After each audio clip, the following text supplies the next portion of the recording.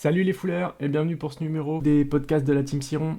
Aujourd'hui, je voulais revenir avec vous sur le Glory 91 dont je vous avais parlé dans un précédent podcast et faire vite fait parler un peu des combattants et de ce qui s'est passé dans les combats. C'était vachement intéressant. Allez, tout de suite, on passe au premier sujet. Alors, je vous affiche la carte à l'écran. Je vais passer rapidement sur les combats préliminaires, mais je vais quand même vous donner les résultats parce que c'était quand même des combats très intéressants. Du coup, Camara, il a perdu par décision unanime. El Hadj, il a gagné en décision partagée et Rami Deguir, il a gagné par décision unanime. Les trois combats, ils sont allés jusqu'à la décision et à chaque fois, c'était des guerres. Franchement, c'était simple. Très bon préliminaire, ça commençait déjà pas mal. Ensuite, premier combat de la fight card, Bobo Sacco, premier combat que j'attendais. Alors, Bobo Sacco, alors je vais vous montrer une petite vidéo. Bobo Sacco, il avait pas le temps. Du coup, comme vous le voyez à l'écran, ça va pas durer longtemps. En gros, il met son adversaire en 50 secondes, KO, donc sur un round de 3 minutes. Je vous remonte l'action en essayant de mettre pause au bon moment. En fait, Bobo Sacco, il combat en garde de gaucher, donc il a le pied droit devant, et en fait, il lui envoie du coup une jambe arrière. Son adversaire fait une parade chassée, et ensuite, il esquive le bras avant de son adversaire, et il remet un crochet de son bras avant, donc un crochet du gauche. Et après, bon, une petite droite, mais il la prend même pas, l'autre est déjà en train de tomber. On poursuit avec le combat de Cyril Benzaken, qui a commencé sur des chapeaux de roue. De l'aveu de Cyril que j'ai eu rapidement sur Instagram, il n'était pas dedans. Et ça s'est vu parce qu'il a fallu qu'il en prenne une petite dans le premier round pour se réveiller. Bon, après, il s'est réveillé et il nous a fait de la belle boxe. Ça n'a pas duré longtemps.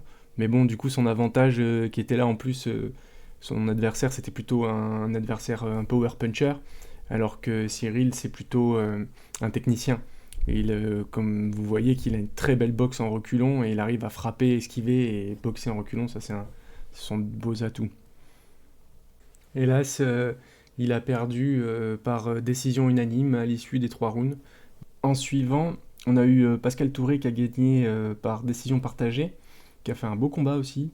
Peut-être il aurait pu faire encore mieux, surtout selon les dires de Lohan Lidon qui était speaker au coin, et quand il a interviewé, il n'arrêtait pas de lui dire ah, t'aurais pu donner plus et tout, mais bon, il a fait quand même un très beau combat. À suivre, on a Sofiane Laïdouni qui a battu son adversaire par TKO au round 1. Alors en fait, il lui a mis un crochet, son adversaire, et Sofiane, il a mis un retrait de bus comme ça, et l'autre il s'est démis l'épaule en ratant son crochet. Donc bon, une blessure un peu bête, mais ça arrive. On poursuit avec le combat de Youssef Boganem, qui a aussi lui gagné sur TKO au round 2. Son adversaire s'est démis l'épaule en tombant, comme vous avez vu là à l'instant. Et c'est dommage parce que j'aurais bien aimé voir les 3 rounds en entier, parce que c'était un beau combat. J'aime beaucoup le style de Youssef Boganem, donc voilà. Dernier combat avant la ceinture avec celui de Kevin Oumar, qui a perdu, mais qui a vraiment fait un très beau combat. Je l'attendais pas ici, et bon, vous avez vu, il a pris quand même un gros KO à la fin. Mais par contre, son adversaire était très fort, vraiment. Baram, on va l'appeler.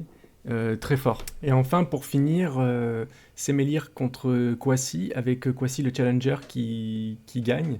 Un challenger qui est bien au-dessus.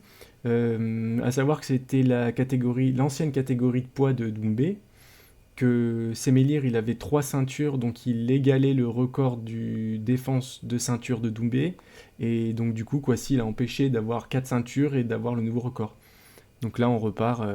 Est-ce qu'il va réussir, lui, à défendre son titre suffisamment?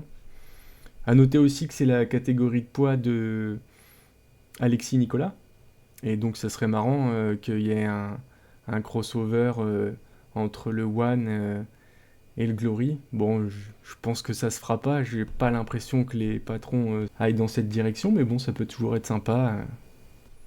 C'est tout pour moi pour ce débrief du Glory 91. Je vous fais la petite page promo comme d'habitude. NutriPure, RDX, moins 10% avec mon lien en description, et mon Patreon si vous voulez me soutenir. Voilà, merci de m'avoir écouté. N'oubliez pas de vous abonner si vous écoutez ma vidéo sans vous abonner, parce que ben, moi en fait ça montre quel contenu vous plaît, donc abonnez-vous et laissez un like sur les vidéos qui vous plaisent aussi, parce que pareil, comme ça je peux mieux cibler ce qui vous plaît. Et le top, c'est vraiment de laisser un commentaire, mais bon, je vais pas vous mettre le couteau sous la gorge. Allez, à plus les fouleurs!